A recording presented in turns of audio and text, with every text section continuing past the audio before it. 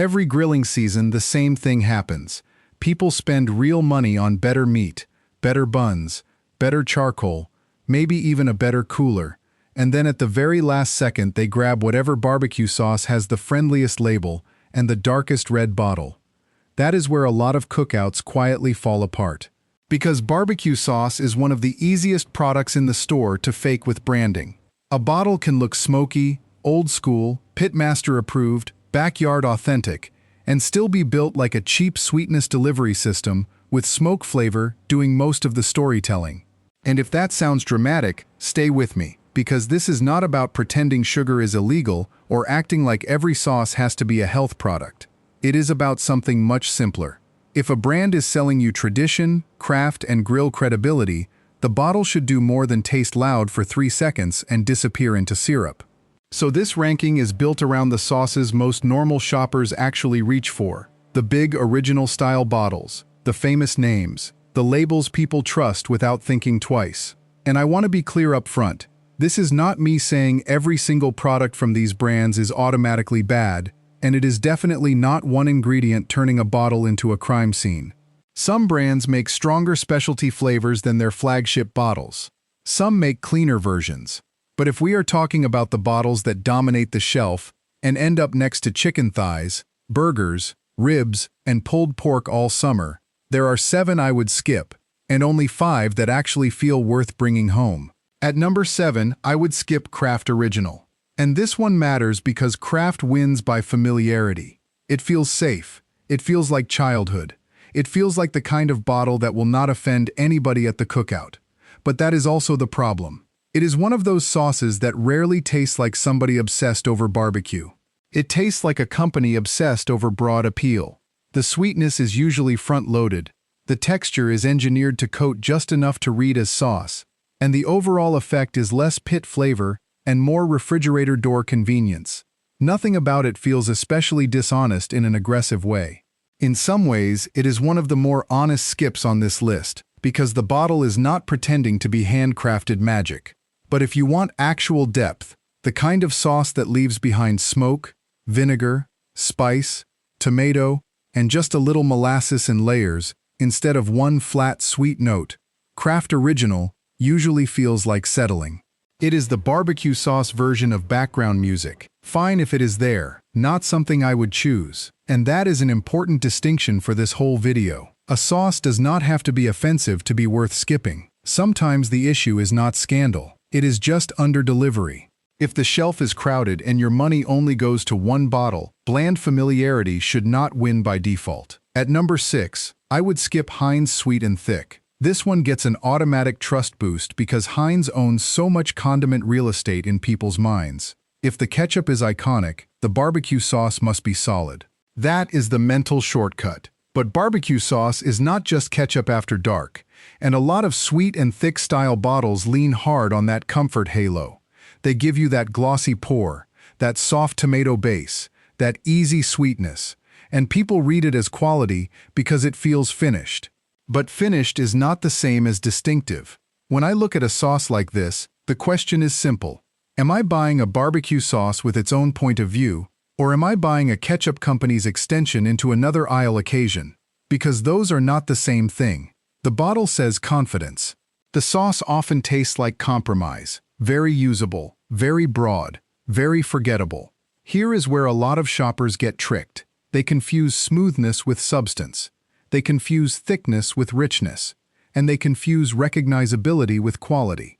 Barbecue sauce branding knows that.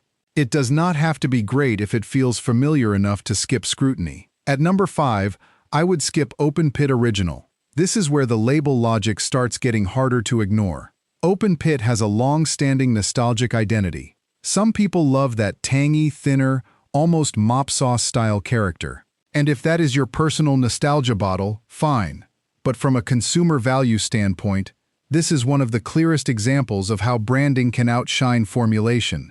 When a sauce leads with water and high fructose corn syrup, and only later gets around to the tomato idea of barbecue, you are no longer looking at deep, built flavor. You are looking at structure first, identity second, and you can taste that difference. It tends to hit bright and sweet, then hollow out quickly. The bottle may work as a glaze base or as something you doctor up, but that is exactly the issue. If I am paying for a finished sauce, I should not feel like I need to rescue it with garlic, vinegar, black pepper, chipotle, or a splash of Worcestershire just to make it taste grounded. Pause on that for a second, because this is where the category stops making sense. Some of the most trusted sauces in the aisle are not trusted because people flipped them over and admired the ingredient logic. They are trusted because they were around first, because the label stayed familiar, or because somebody's uncle used them in 1998. Shelf survival is not the same thing as shelf excellence. At number 4, I would skip Bullseye Original. This is one of the best examples of grill branding doing a lot of heavy lifting. The name is aggressive. The identity is bold. The whole presentation says this sauce is for people who actually know what they are doing around fire. But when a bottle sells toughness and meat lover credibility, while the formulation still leans on the same mass-market sweetness shortcuts, that becomes a trust gap. Bullseye often tastes louder than it tastes deeper. It comes in hot on smoke, sweet, tang, and body, but the experience can feel assembled rather than developed. That matters because a good barbecue sauce does not just blast flavor at the front of the tongue. It leaves a trail. You should get a little progression. Tomato, vinegar, spice, maybe molasses, maybe chili, maybe garlic, maybe actual smoke character, all lining up instead of arriving at once like a marketing pitch. Bullseye is not the worst bottle in the world, but it is one of the easiest to overrate, because the label energy is much stronger than the ingredient story. At number 3, I would skip Famous Dave's Rich and Sassy, and this one is less about one shocking detail and more about a familiar retail illusion. Restaurant-adjacent branding is powerful. The moment people see a name that sounds attached to smokehouses, competitions, or big barbecue personality, they assume the bottled sauce must carry that same authority. But restaurant nostalgia in a bottle does not automatically mean better sourcing, cleaner structure, or more honest flavor design. What often happens instead is that shoppers pay a premium for borrowed credibility. The sauce tastes sweet, a little tangy, a little smoky, generally agreeable, and that is enough to trigger the feeling that you bought something more serious than the generic stuff.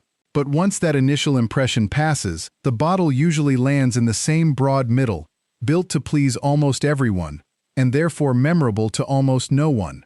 This is where the category gets sneaky. It does not always deceive by hiding. Sometimes, it deceives by dressing ordinary up as authoritative. And if you have been buying one of these for years, here is the real issue. The problem is not that your taste buds are wrong. Plenty of these sauces are designed to be instantly likable. The problem is that, I enjoy this, and this is actually a great bottle, are not the same judgment. One is preference, the other is product quality. Barbecue sauce companies count on people never separating those two. At number 2, I would skip KC Masterpiece Original. This is the bottle that teaches one of the most expensive lessons in the aisle. Stickiness is not the same thing as complexity. KC Masterpiece sounds like it should be a masterclass in Kansas City-style balance. The name itself practically promises slow-cooked layers, molasses depth, tomato backbone, spice warmth, a little smoke, a little tang, maybe something that feels almost lacquered onto ribs for the right reasons. But too often what you get is a sauce that reads rich, mostly because it is heavy. And heavy can fool people, especially on grilled food. A thick, dark, clingy sauce creates the impression of seriousness before your brain even catches up to the taste.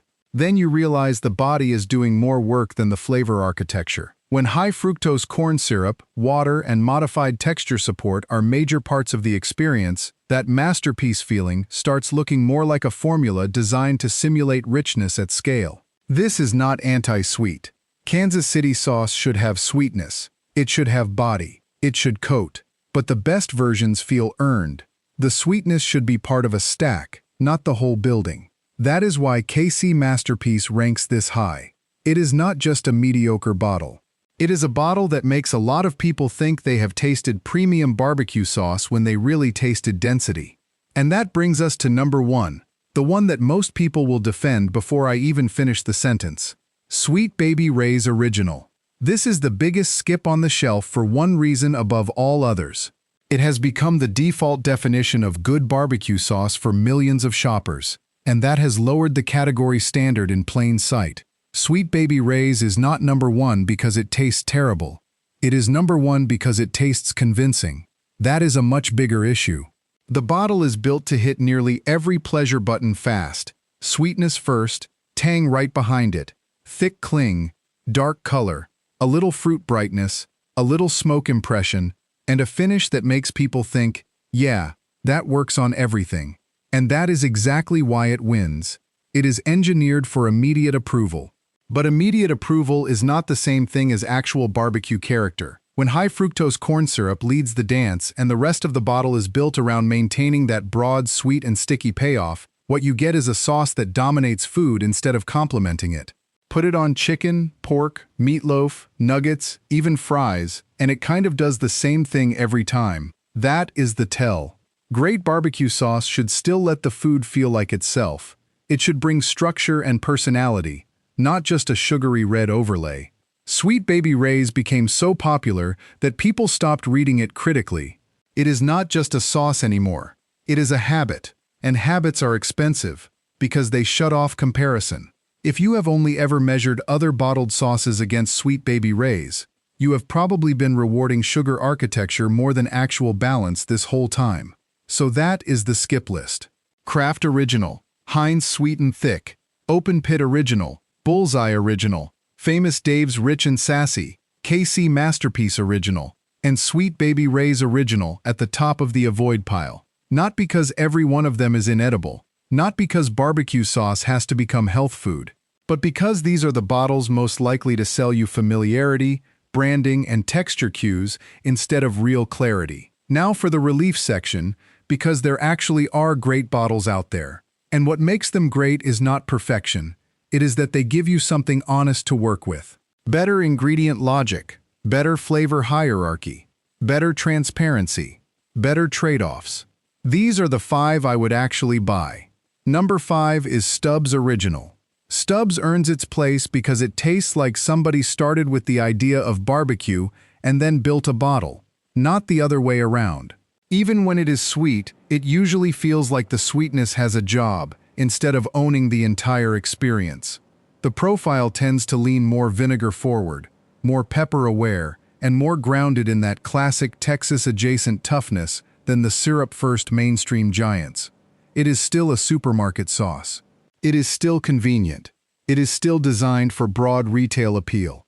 But it does something a lot of big shelf leaders fail to do. It tastes like it respects savory.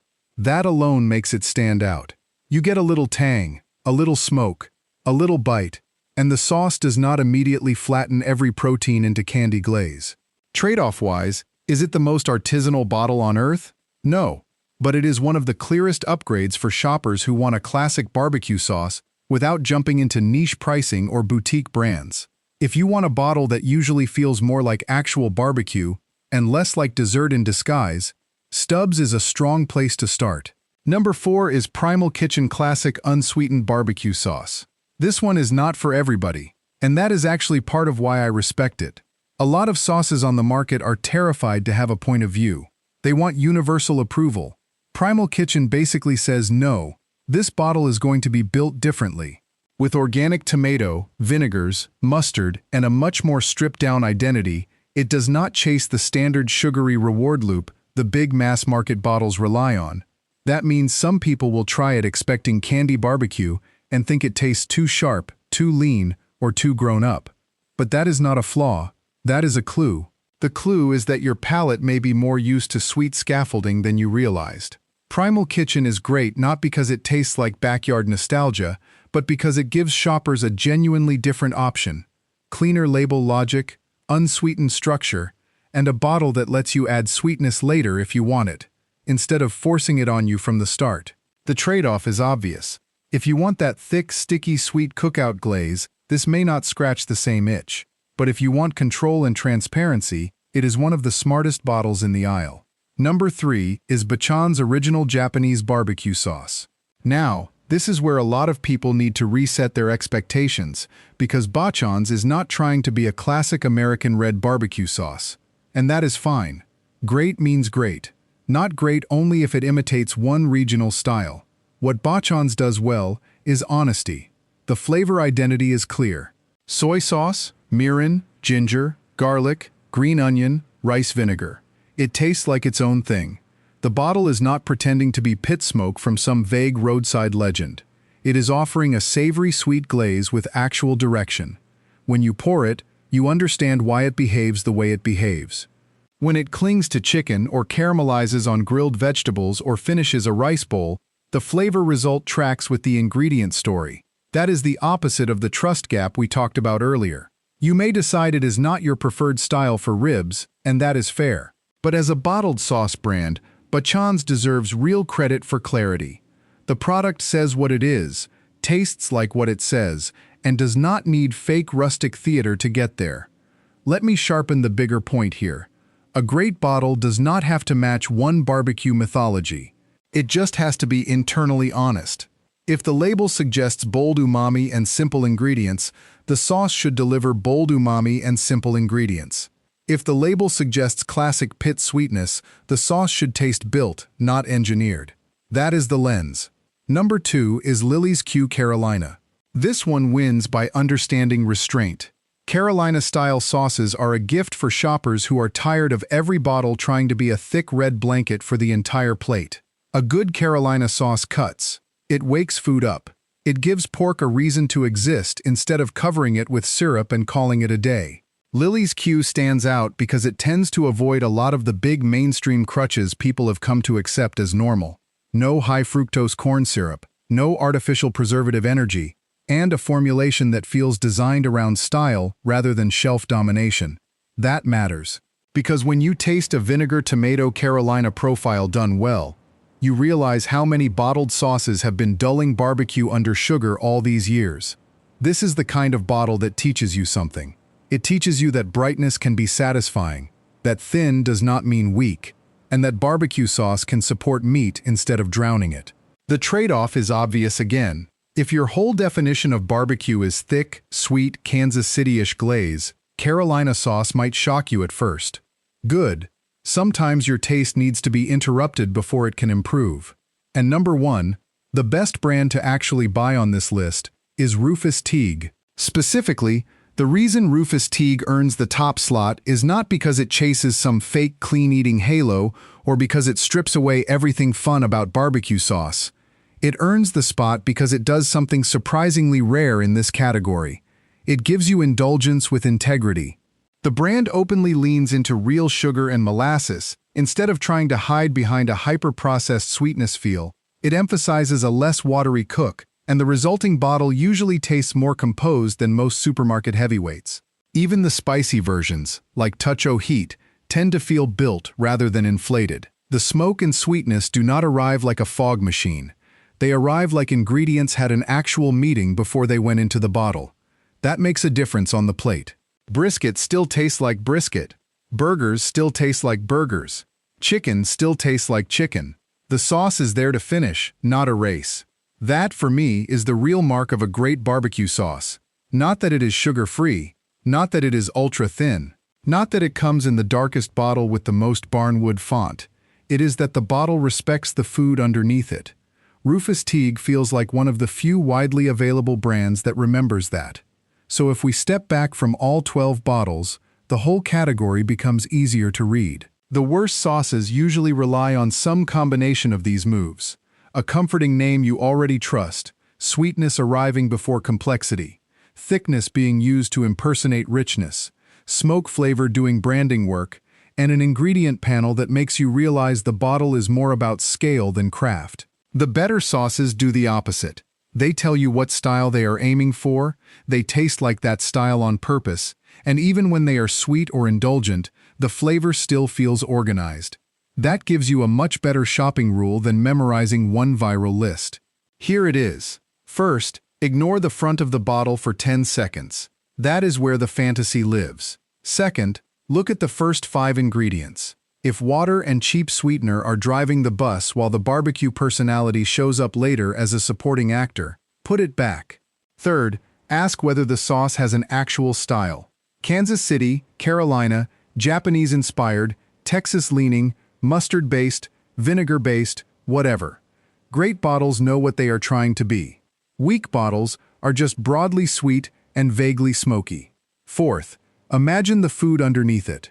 Is this bottle going to support the meat or cover it? That one question will save you a ridiculous amount of money over time. And one more thing, because this matters more than people think. Price alone does not solve this. A more expensive bottle can still be selling you theater. A cheaper bottle can still be honest. The point is not premium for premium's sake. The point is alignment. Does the product behave like the brand story? Does the taste justify the trust? Does the ingredient logic match the promise?